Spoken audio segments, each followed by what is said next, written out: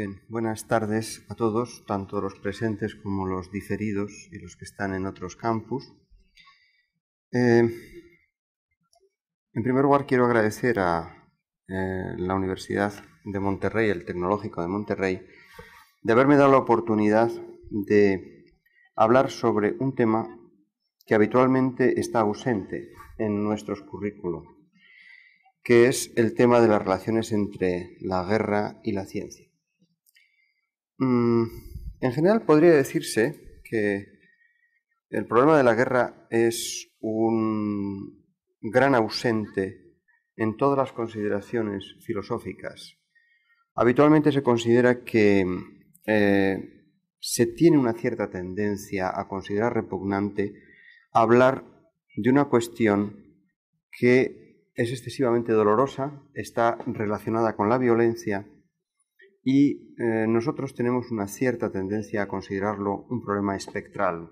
La guerra aparece y desaparece, se introduce en nuestras vidas y se elimina de ellas, y tenemos una tendencia a considerarla como un acontecimiento ante el cual nosotros no podemos hacer absolutamente nada.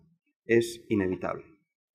Estamos acostumbrados a considerar que los terremotos son inevitables, los cambios climáticos son inevitables, las guerras son inevitables.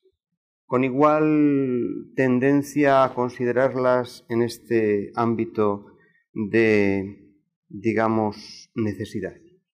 Sin embargo, conforme va pasando el tiempo y conforme vamos ampliando nuestras capacidades de conocer, nos damos cuenta que hay cosas que, aunque son inevitables, deberían serlo, deberían ser evitables, y que acontecimientos a los que atribuimos simplemente una cierta capacidad de aparecer en nuestra vida sin ningún tipo de control, en realidad son resultado de nuestra acción colectiva.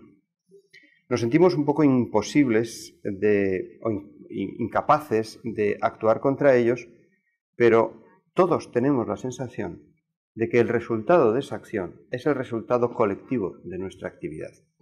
El ejemplo clásico que se puede poner ahora es el cambio climático, calentamiento de la Tierra, problemas de aumento del tamaño del agujero de la capa de ozono, etc. Son simplemente por ponerles algún ejemplo.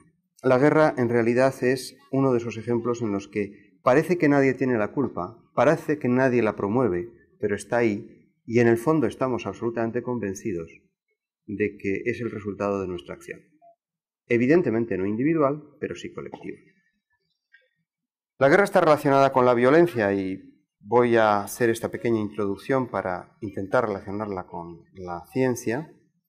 Está relacionada con la violencia, pero de una manera diferente a la violencia. Somos capaces de hablar de la violencia, mientras la violencia tenga un carácter meramente individual. Algunas veces nos asusta la existencia de acciones violentas que se repiten. Por ejemplo, en mi país de origen, España, ahora hay una discusión un poco ácida acerca de cuál es la violencia que se da en la vida doméstica. Se habla de ello, por lo menos se habla. Ya hemos pasado, digamos, el escalón de querer ocultarlo a poder hablar de ello.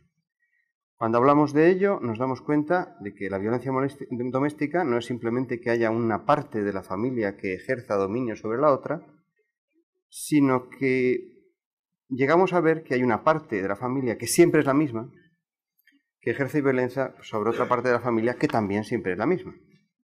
Segunda parte es llegar a la conclusión de que esa violencia se traduce muchas veces en muerte. Es decir, una persona es atada a una silla, se le rocia de gasolina y se le incendia y muere. Por ejemplo, estoy diciendo una noticia que aparece en la prensa, no estoy intentando dramatizar. Cuando el siguiente paso es contar el número de víctimas, se llega a la conclusión de que hay más de 50 víctimas al año, es decir, una persona a la semana muere no de esa manera, pero por efecto de esa violencia. Y el resultado es que se convierte en un problema colectivo. Hay una violencia colectiva, hay una violencia de una parte de la sociedad contra otra, que habitualmente son las mujeres, y además se llega a la conclusión de que esa persona que ha sido atada a la silla, a la que se le ha rociado de gasolina y a la que se ha incendiado su cuerpo, había presentado 35 denuncias previamente por malos tratos. Y sin embargo, la sociedad consideraba que era normal. Lo pongo como ejemplo, simplemente como ejemplo, de lo que puede ser el acceso a un problema de la violencia, es decir, de lo que puede ser la negación de esa violencia a la aceptación y a la conversión de esa violencia en un problema. A la guerra le pasa más o menos lo mismo. Nosotros consideramos que no estamos en guerra, somos un país pacífico, no hemos participado en la mayor parte de conflictos del siglo, eso lo podría decir México y España, exactamente igual. España con menos grandeza porque tuvo una guerra bastante cruenta, ¿no? A mitad del siglo, ¿no? Pero en principio uno puede decir la mayor parte del tiempo no ha participado en las guerras y sin embargo tenemos la sensación de que en el fondo todos hemos participado en las guerras, por omisión o por comisión, porque todos nos hemos considerado partidarios de una parte de los que han establecido el conflicto.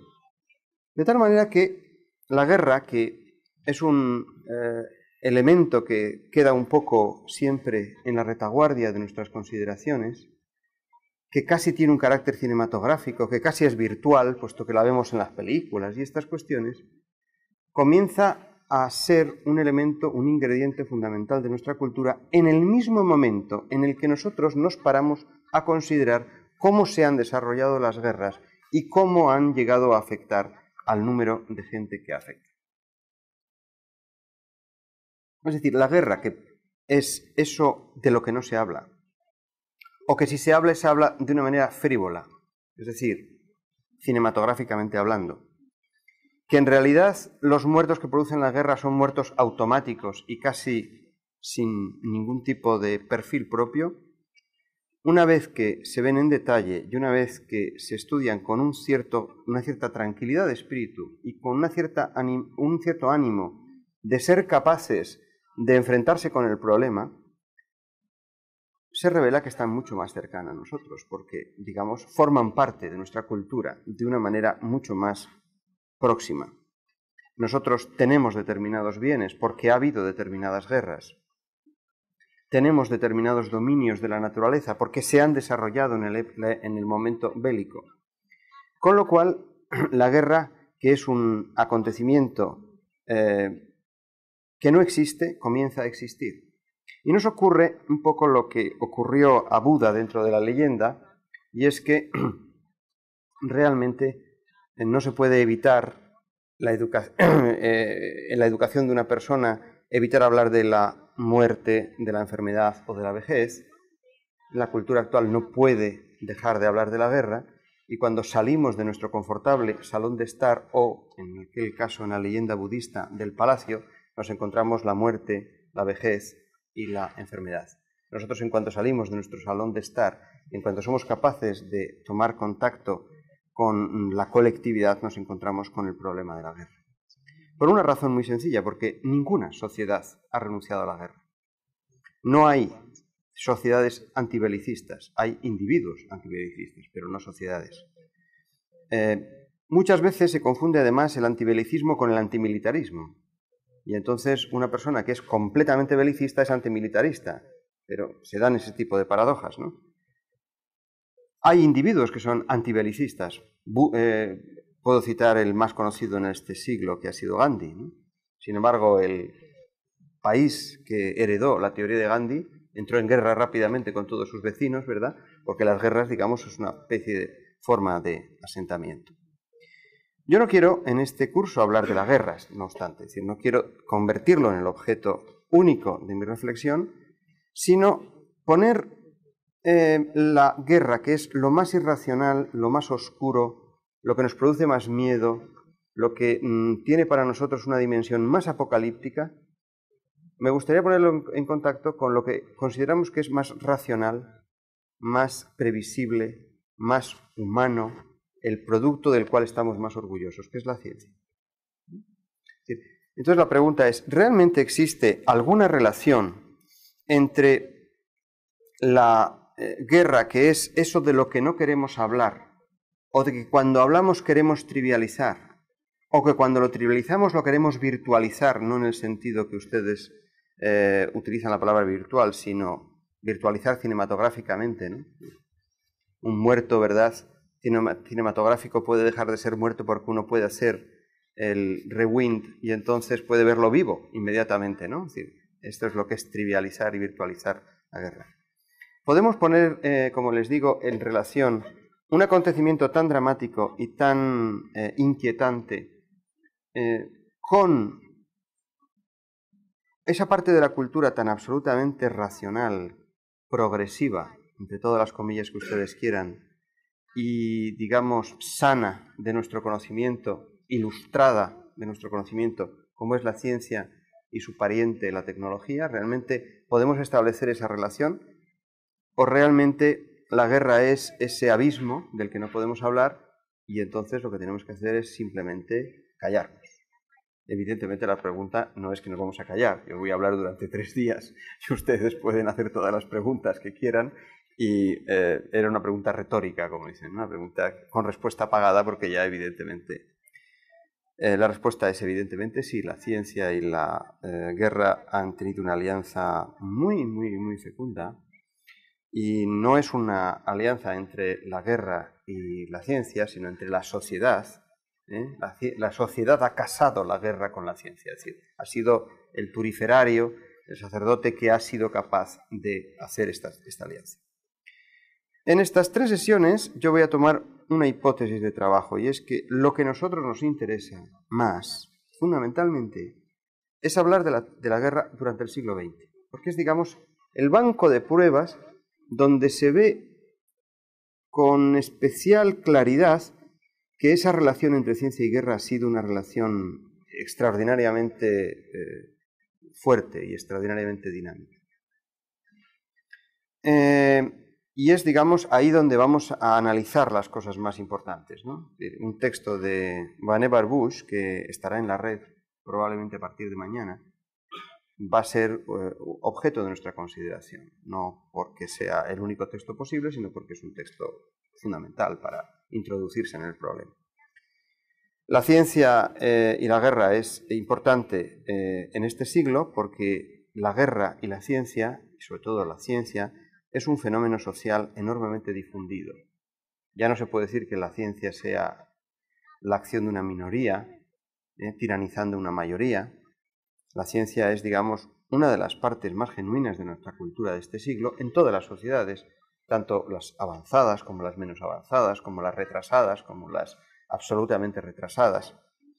Y sobre todo porque en este siglo ha habido un fenómeno también curioso, que es el de la enorme relación y enorme implicación entre la ciencia y la tecnología. Uno puede pensar que la tecnología y la ciencia han sido un matrimonio muy eficaz y muy bien cimentado desde siempre. No es verdad eso. Es decir, la ciencia y la tecnología son formas de conocimiento de orígenes diferentes y después ha habido entre ellas alianzas enormemente fecundas.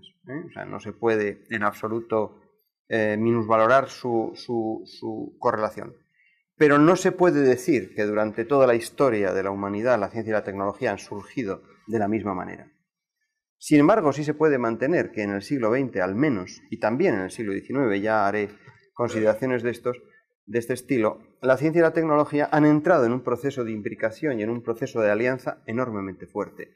Y digamos, la alianza por antonomasia es la de este siglo, que ha llegado incluso a muchos autores, historiadores de la ciencia y de la tecnología, a hablar de la tecnociencia, ¿verdad?, como un nuevo tipo de conocimiento que, digamos, tiene características propias frente a lo que era la antigua ciencia o la antigua tecnología. Bueno, pues dentro de ese entramado de tecnociencia, el papel de la guerra ha sido fundamental y su relación con la guerra ha sido fundamental.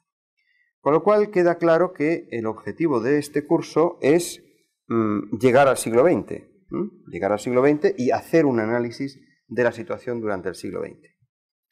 Pero también el objetivo de este curso es ver cómo se ha llegado a este siglo XX después de pasar por etapas que son extraordinariamente importantes de cimentación, de poder de la ciencia en la sociedad, de credibilidad de la ciencia dentro de la sociedad y de influencia de la ciencia dentro de la sociedad. Y no quiero que, por favor, en ninguna de estas consideraciones ustedes consideren que yo estoy demonizando a la ciencia, ni muchísimo menos. O sea, la ciencia es un conocimiento que es todo lo interesante, positivo y creativo que se quiera, y el único problema que tiene es precisamente su exceso de poder en algunos momentos determinados, pero nada más, como cualquier otro tipo de poder, ¿no? Y sobre todo hablar de la ciencia como poderosa, ¿verdad?, es una manera un poco ingenua de plantearlo. Más bien habría que decir que hay determinadas sociedades y determinadas sociedades científicas que utilizan su poder de conocimiento para adquirir otro tipo de poder. Pero bueno, eso es algo que ocurre también en los empresarios y ocurre también en las industrias y en las políticas y en los partidos políticos. O sea, tiene el problema que tiene con todos los demás actores sociales que tienen esas características. Bien, ¿por qué me interesa dar en una perspectiva histórica? Fundamentalmente porque las perspectivas históricas ayudan a relativizar el problema, a contextualizarlo y a verlo que es como una opción. Realmente que determinadas sociedades han optado por determinados modelos de comportamiento científico, por determinados modelos de comportamiento social y político, y esa opción no quiere decir que un individuo haya dicho vamos a hacer esto, sino que también hay decisiones colectivas. Y también hay, digamos, momentos fundamentales en los que verdaderamente un grupo de actores se convierte en un elemento capaz, digamos, dentro de la sociedad de decidir algo.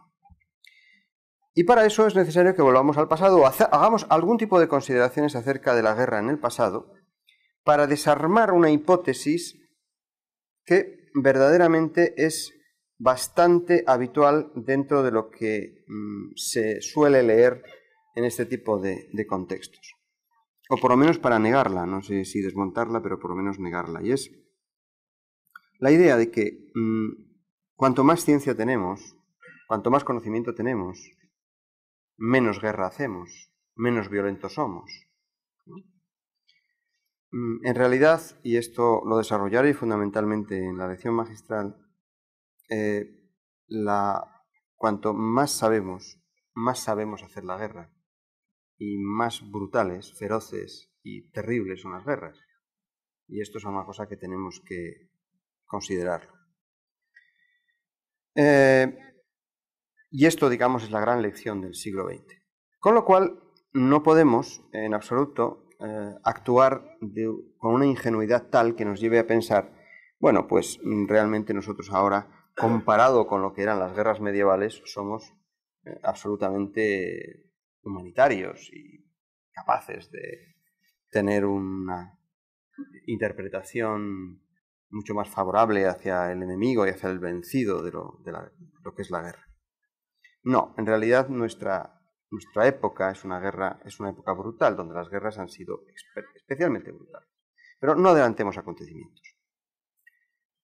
A mí me gustaría comenzar la sesión de hoy, después de esta introducción,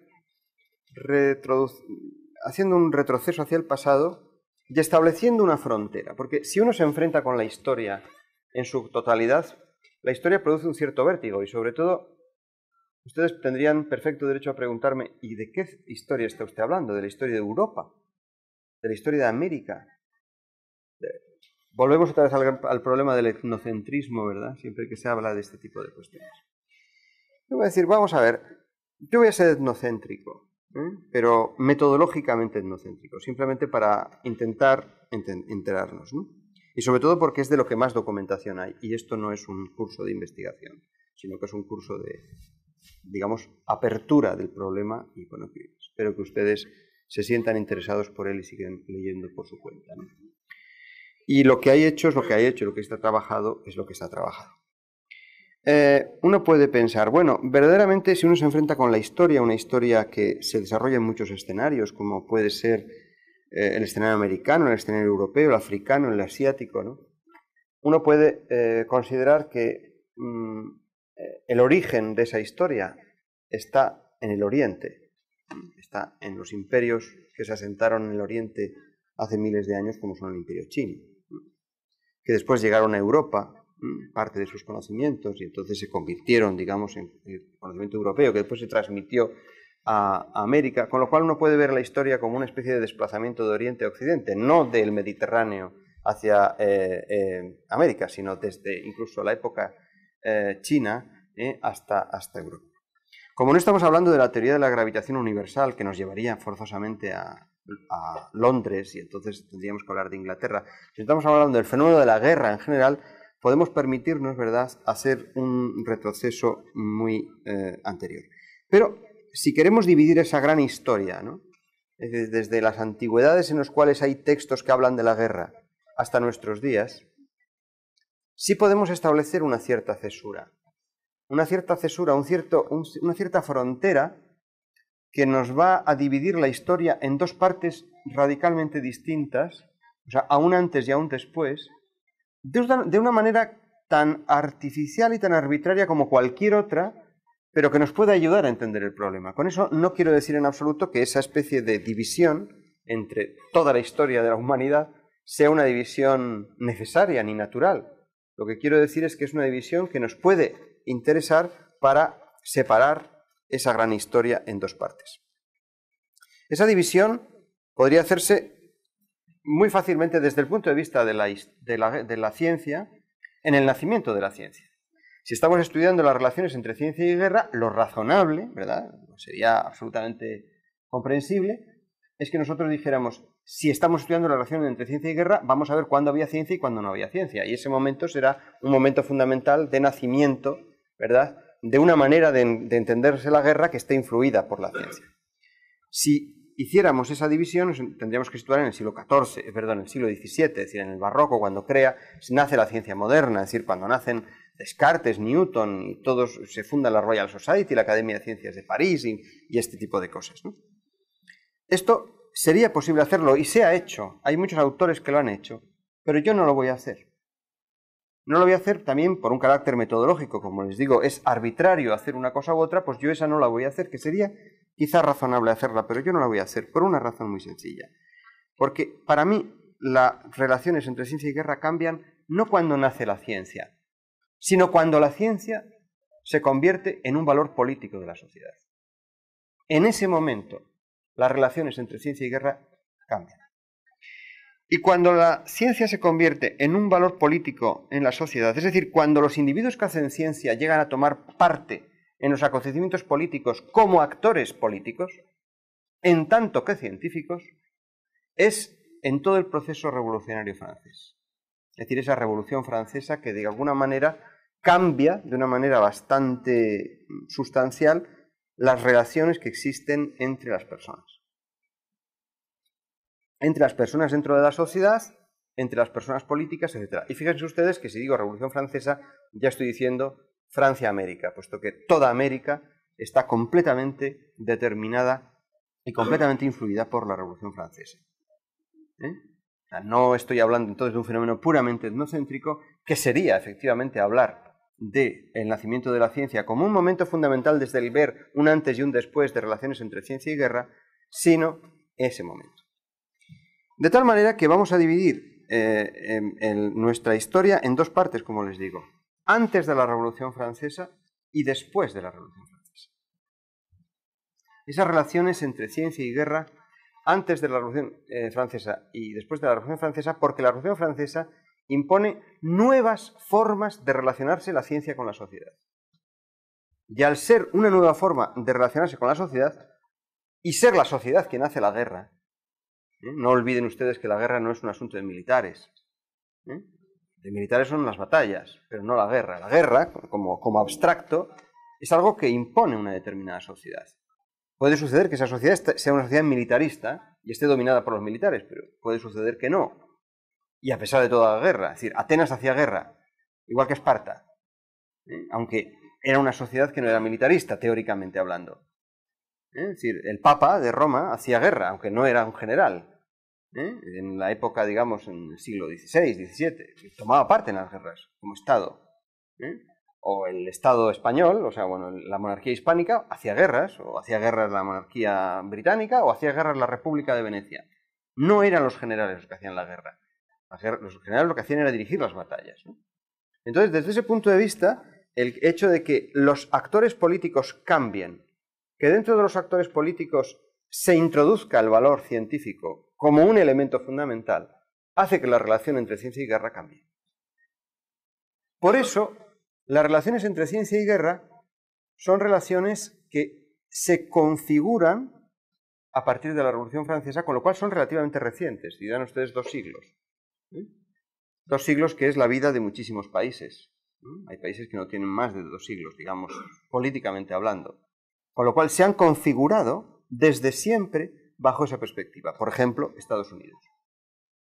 Estados Unidos se han configurado siempre teniendo actores políticos que son científicos. Por ejemplo, Franklin.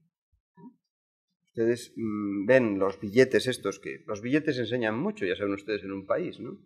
Es decir, entonces, los países ponen, determinados países ponen como billetes los científicos.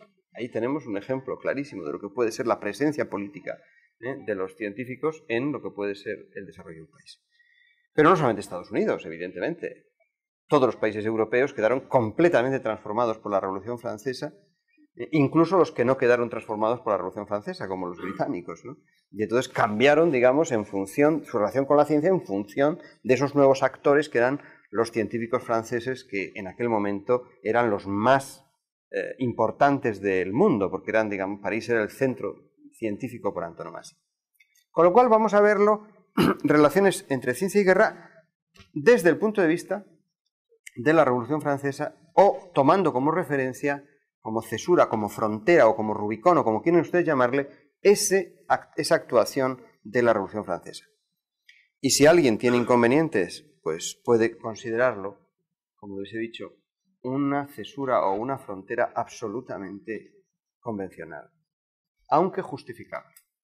Todo lo convencional que ustedes quieran, pero justificable. Bien, desde ese punto de vista,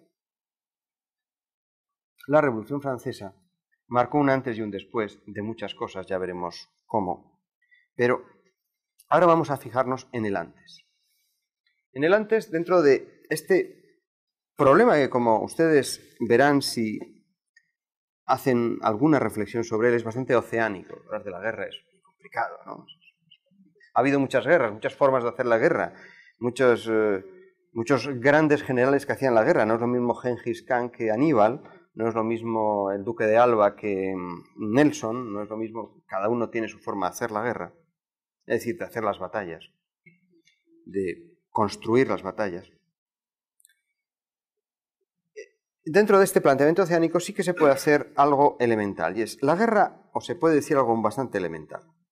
La guerra es un conocimiento, es un acontecimiento tan complicado, tan inevitable, tan a flor de piel dentro de lo que es la historia humana, que rápidamente las primeras consideraciones acerca de la guerra trataron de ritualizar.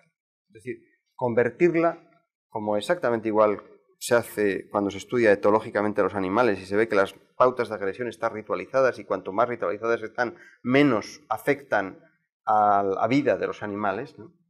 Y los animales que, por ejemplo, reconocen que el otro se rinde, abandona la lucha. Los animales que no tienen pautas para indicar al individuo que le está agrediendo que se rinde, que quiere dejar de luchar, acaba muriendo porque el otro no tiene ninguna capacidad de frenado, ¿no? Esto se dice siempre sobre las palomas, ¿no? Que son animales angélicos y maravillosos, pero son de una agresividad total porque no tienen pautas de rendimiento y acaban siempre con su oponente, ¿no? Si 2 palomas que se llevan mal, por decirlo así, antropomórficamente, los meten ustedes en un lugar, las palomas comienzan a pelearse, acaba una muriendo, porque no hay, digamos, pauta de rendición, ¿no? Bueno, pues esto, ¿verdad? Se puede ver que lo aprendieron pronto los seres humanos. La ritualización de la guerra es fundamental. La ritualización de la guerra, el convertir la guerra en un juego, el convertir la agresividad y la violencia que puede ser la dinámica entre 2 ejércitos en un proceso absolutamente estereotipado donde se realicen incluso bailes, danzas, manifestaciones de poder, grandes plumas, grandes coloridos, etc. En realidad lo que indica es que uno quiere que el otro se rinda, el otro verdaderamente se produzca esa especie de cesión de la agresividad. Bien, desde ese punto de vista, o sea, desde el punto de vista del de la ritualización se trabajó mucho, ¿verdad? Y hay antropólogos que han hecho estudios interesantísimos sobre estas cuestiones.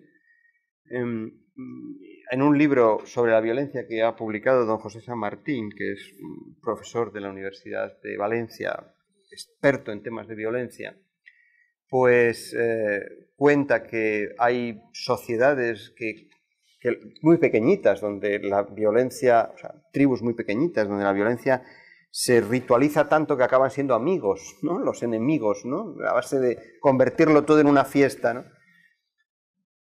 Pero lo mismo que da esperanza estudiar antropológicamente a determinadas tribus, hace perder la esperanza al saber que cuando esas tribus están no aisladas, sino en contacto con demasiadas tribus y crecen mucho, esas pautas ya no funcionan para acabar con la violencia por pera ritualización, ¿no? Y entonces acaba uno a tortas, y acaba uno matando al enemigo, incluso algunas veces acaba uno comiéndose al enemigo, ¿no? Y acaba uno pues convirtiendo el ritual ya no en no es el ritual de la lucha, sino es el ritual de la comida del enemigo, o de la asunción no solamente de los bienes, sino de las virtudes, en fin. Todas estas cosas que ustedes seguro que han leído mucho más que yo, porque a mí estos temas me interesan solo desde el punto de vista colateral de las relaciones entre ciencia y guerra. Sin embargo, existen textos, y esto es lo interesante para mí, es decir, porque que uno pueda descubrir en determinadas tribus determinados comportamientos puede tener un gran valor antropológico, pero me interesa mucho más aquellos libros que hablan de la guerra y que intentan convertir la guerra en algo ritual. Hay un libro que se llama El arte de la guerra, está escrito por un general antiguo, muy antiguo del siglo IV, antes de nuestra era, que se llama Sun Tzu, y que intenta, en El arte de la guerra, ritualizar la guerra. Es el primer libro del que yo tengo referencia verdaderamente de que es una codificación del arte de la guerra. Este intento de convertir la guerra en un juego, de convertir la guerra en un rito, no tiene mucho valor real. Es decir, yo les voy a dar a leer a ustedes algunos textos. Está muy de moda ahora, porque ahora muchísimos ejecutivos lo toman como libro de consulta, ¿no? Porque es la guerra comercial, ¿no? Que es una guerra ritual. Es decir, uno no llega a matar al enemigo de la empresa de al lado, ¿verdad? Y entonces es una ritualidad, es quedarse con el mercado, quedarse con el cliente, pero digamos, hay una especie de fair play, ¿no? Dentro de eso, o por lo menos debe haber una especie de fair play. De tal manera que el libro de Sun Tzu se ha convertido en libro de cabecera de muchos economistas o de muchos comerciales que están, digamos, dispuestos a, además de hacer gimnasia por la mañana para sentirse pletóricos, pues también a leer cosas que les estimulen.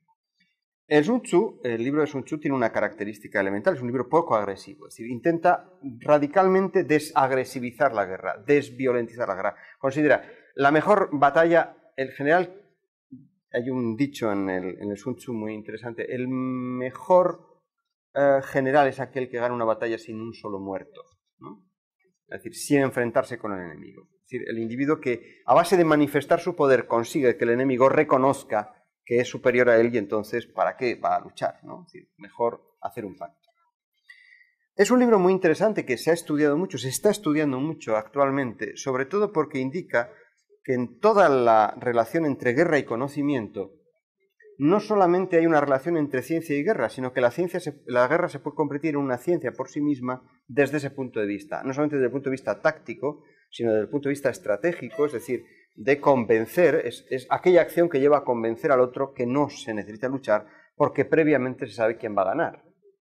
Convertir esto como una especie de jugada de ajedrez que el buen jugador de ajedrez se retira en el momento en que se da cuenta que va a perder. No tiene sentido alargar la batalla, ¿no?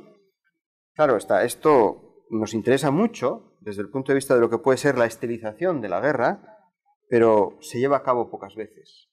Pero es muy interesante observar que durante centurias y, digamos, milenios ha habido un gran esfuerzo por intentar convencer a los que deciden la guerra que no vale luchar si se va a perder. Es decir, el efecto Numancia, esto que los españoles estamos alguna vez tan orgullosos, vinieron y nos hicieron cisco, pero morimos heroicamente, es una actitud terrible, porque es una actitud que no tiene ningún fundamento racional, ¿no? habitualmente se justifica diciendo eso de, bueno, pues es que si nos rendimos nos hacen esclavos o matan a las mujeres y a los niños y estas cosas. Pero independientemente de eso, la idea del sacrificio, de la inmolación, es un sacrificio, es una idea que ha sido o ha intentado ser siempre combatida por estos tratadistas de la guerra, de los cuales Sun Tzu es digamos, mejor representante. Y esa tendencia ha durado durante siglos. La tendencia Sun Tzu, podríamos llamarle, ¿no? A convertir la guerra realmente en algo ritual, en algo que tiene, digamos, un carácter de ciencia y también un carácter de fuego. ¿Qué ocurre? Que eso se puede tener en cuenta cuando no se pierde gran cantidad de cosas, cuando no se pierde territorio, cuando no se aniquila el enemigo, cuando la guerra no es total, ¿no? Ha habido guerras totales antes que en nuestro siglo, ¿eh? No crean ustedes que nosotros hemos inventado ni siquiera la guerra total, ¿eh?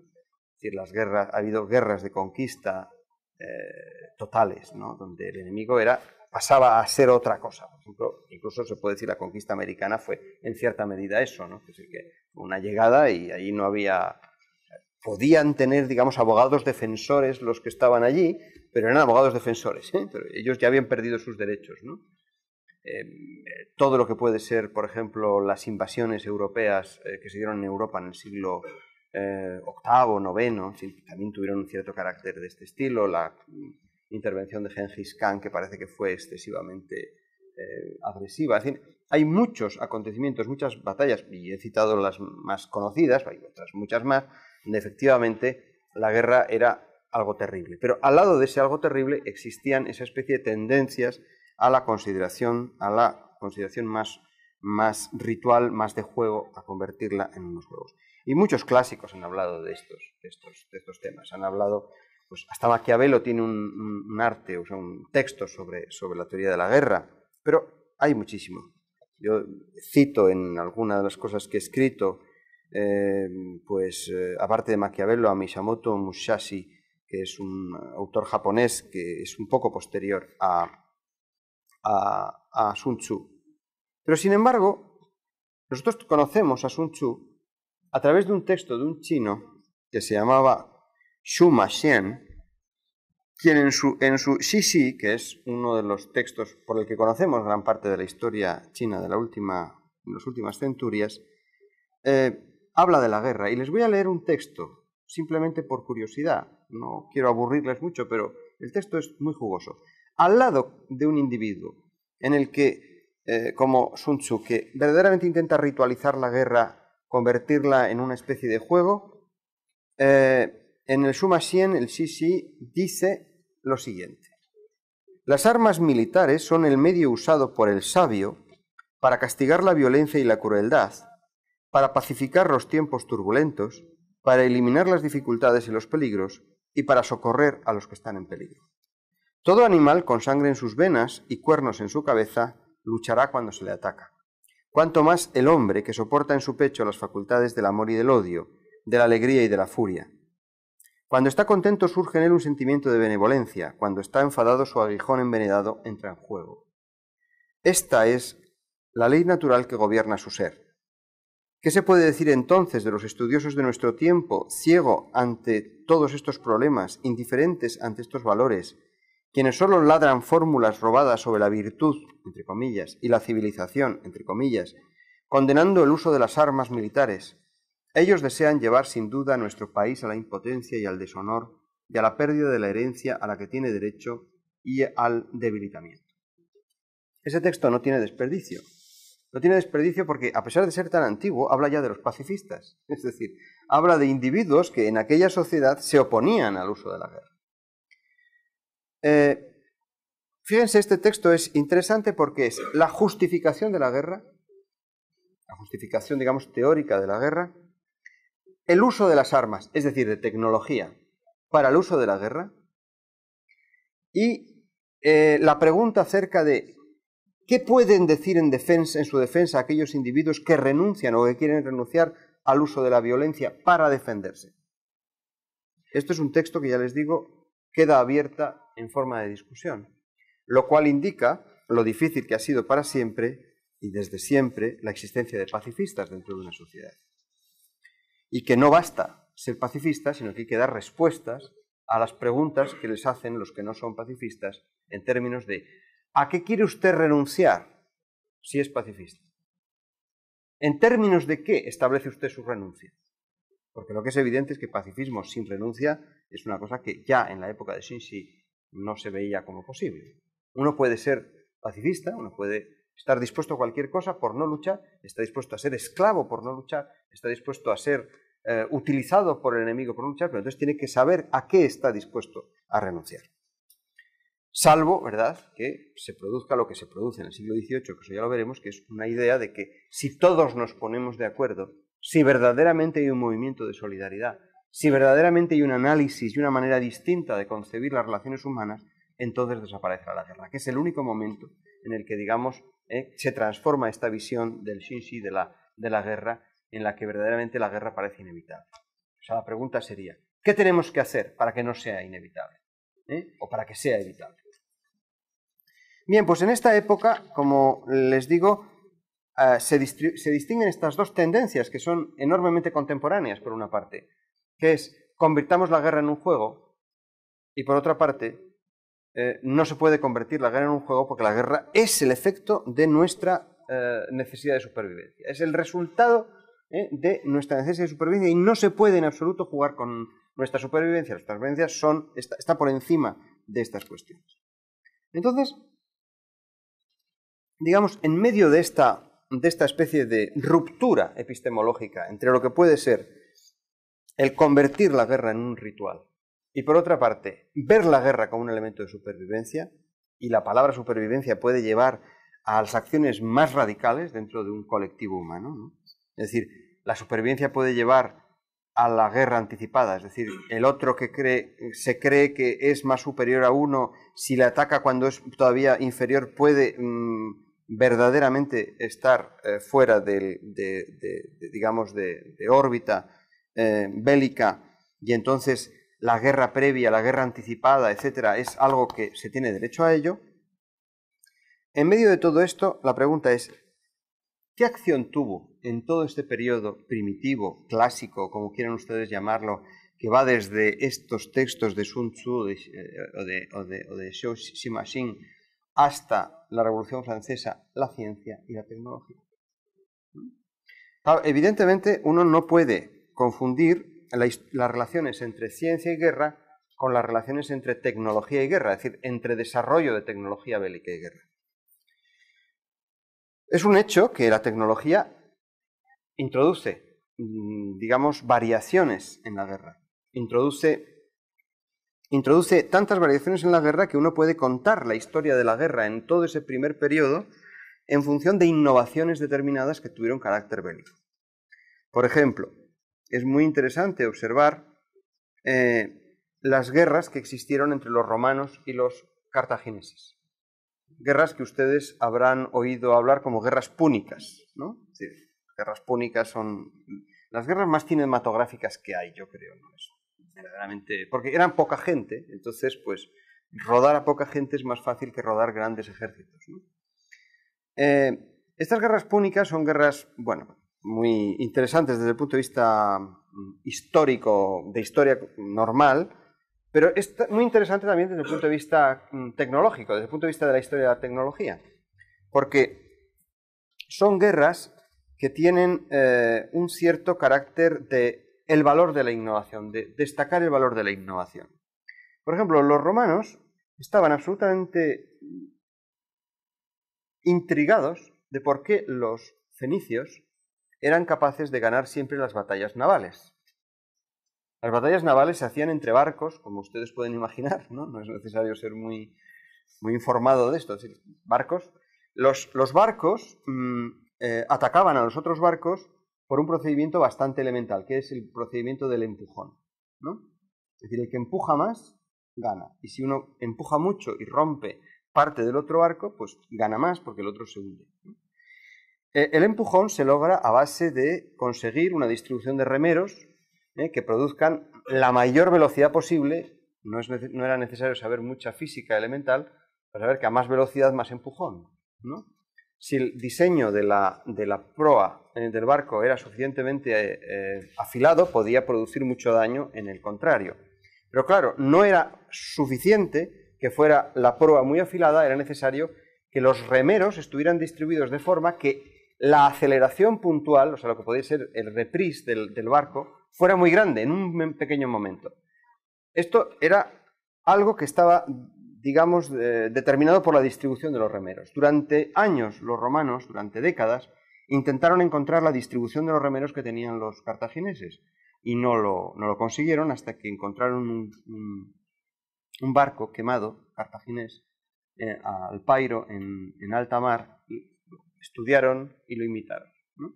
Y entonces lo mejoraron incluso de tal manera que pudieron en la siguiente batalla o en las siguientes batallas oponer una determinada resistencia a los barcos cartagineses que estaban muy bien construidos, y a partir de entonces, digamos, poco a poco fue decayendo la potencia naval púnica. A mí no me interesa el resultado de las batallas, me interesa el hecho de que esa tecnología sea una tecnología determinante para buscar el equilibrio o restaurar el equilibrio o acabar con una determinada preponderancia.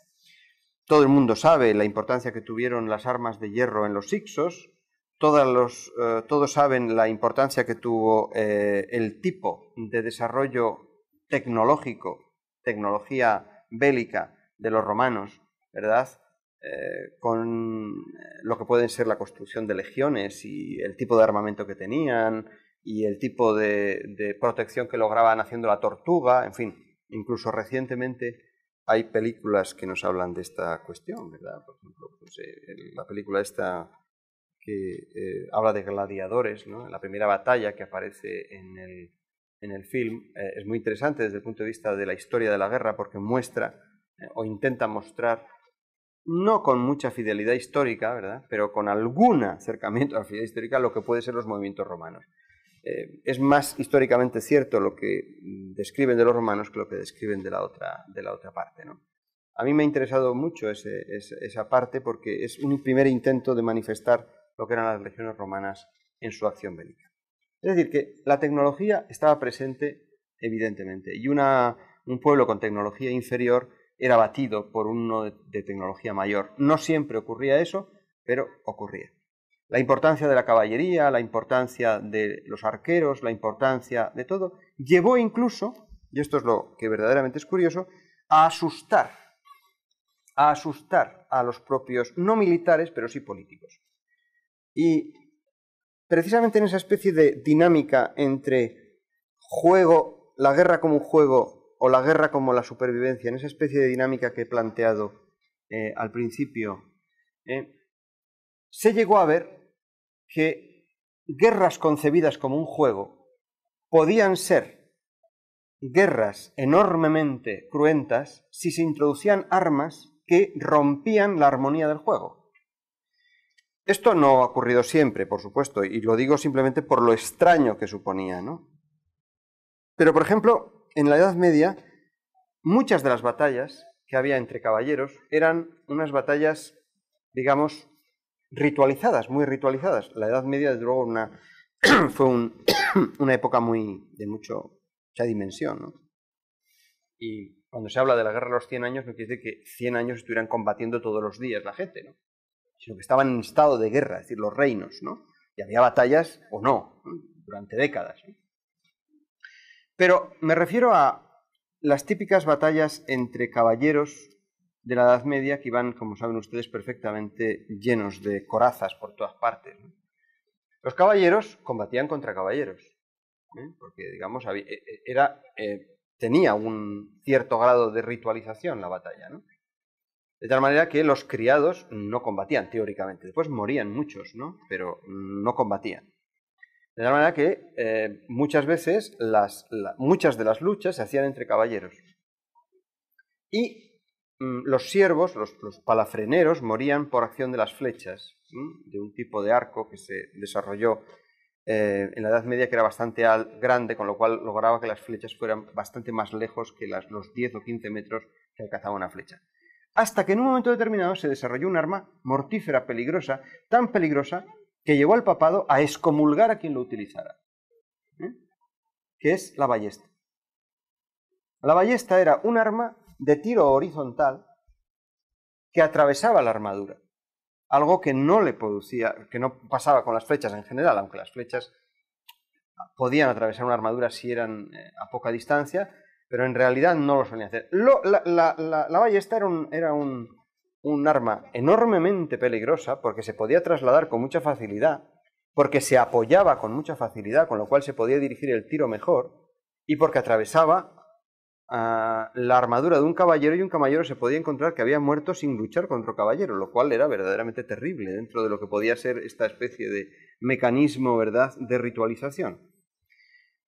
Para mí el efecto ballesta, es decir, yo lo he llamado así en el libro que estoy escribiendo sobre relaciones entre ciencia y guerra, es el efecto de despertar una sociedad ante una tecnología que era imprevista y que cambia no digamos, el destino de la guerra, sino el ritual de la guerra. Cambia la guerra de ser un acto meramente ritual a ser un acto enormemente complicado desde el punto de vista de lo que es las relaciones entre unos y otros. La guerra es verdaderamente curiosa durante este periodo porque evidentemente la norma papal no impidió en absoluto que se desarrollara la ballesta, que después se desarrollaran las armas de fuego, que después se desarrollaran más armas de fuego, que después se desarrollaran muchas más armas de fuego y que a finales del siglo XV ya las armas de fuego eran verdaderamente un peligro. Las armas de fuego eran al principio como los honderos, es decir, tiraban balas de piedra y bueno, la probabilidad de que a uno le diera el arma con la que le apuntaban era muy baja. Lo más probable es que le dieran, a un soldado le hiriera un individuo que no le estaba apuntando, porque estaba apuntando a otro, ¿no? Y esta especie de idea de que las armas de fuego son armas de precisión, el arma de fuego no es arma de precisión hasta prácticamente el siglo XIX. Entonces, digamos, a pesar de que la tecnología es muy importante en los desarrollos de la Edad Media y del Renacimiento y del desarrollo posterior, el Renacimiento realmente, todo este periodo, uno puede decir que las armas y la tecnología influye relativamente, pero no fundamentalmente, para dirimir batallas. Es más importante la organización, la logística, la capacidad de tener un ejército bien pertrechado, más que acciones fundamentales y puntuales de la tecnología. Incluso les podría decir una cosa bastante elemental. Los militares profesionales desconfiaban extraordinariamente de las innovaciones tecnológicas. Y esa desconfianza va a aparecer especialmente en el siglo XIX con los aspectos que les voy a contar luego. Y los militares consideraban que la guerra tenía ese carácter ritual, más que el carácter, digamos, tecnológico, de sorprender al enemigo con una determinada tecnología, y muchas veces se negaban a utilizarla, sencillamente. Para que se hagan ustedes en cuenta lo que desconfiaban los militares de las armas, en las normas de los ranchos de Texas había un indicativo en el que el individuo que disparaba el mosquetón no podía dispararlo hasta que viera el blanco de los ojos del enemigo. Con lo cual ustedes imaginan 5 metros, ¿no? Porque a más de 5 metros el disparo era absolutamente fortuito. O sea, desde ese punto de vista, digamos, la tecnología, aunque hacía o actuaba en contra del carácter ritual de la guerra, incidía poco. Realmente no tenía esa característica, digamos, de acción determinante.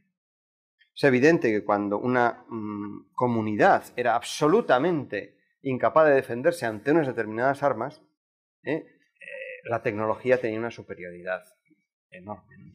Pero en principio era simplemente un elemento más.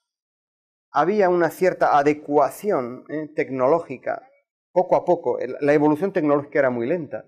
Por ejemplo, la introducción de las armas de fuego y de la artillería pues fue una introducción bastante lenta a lo largo de la Edad Media. Es decir, ya en el siglo XIV se utilizaban cañones, pero los cañones no se utilizaron de una manera eficaz prácticamente hasta el siglo XVII, o sea que realmente pocas Además eran elementos fundamentalmente defensivos y persuasivos, ¿no? O sea que, a pesar de que la tecnología influyó sobre la guerra, realmente no es un tema que nos llevaría a plantear la pregunta tal y como yo se la he planteado, que es qué relaciones hay entre ciencia y guerra, porque, digamos, no es suficientemente determinante la evolución de la guerra en función de la evolución de la tecnología desde el punto de vista del político que hace la guerra, que es lo que a mí me interesa o lo que verdaderamente creo que es el problema fundamental.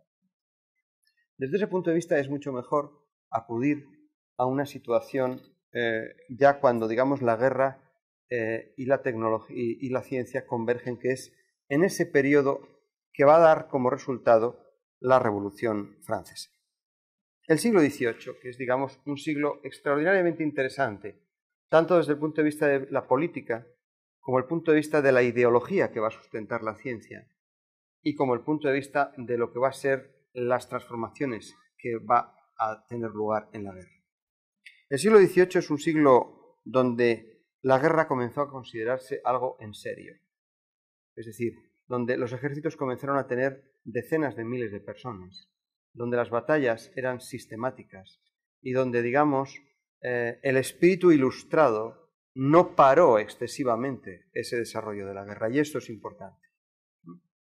No hay muchos escritos pacifistas en el siglo XVIII.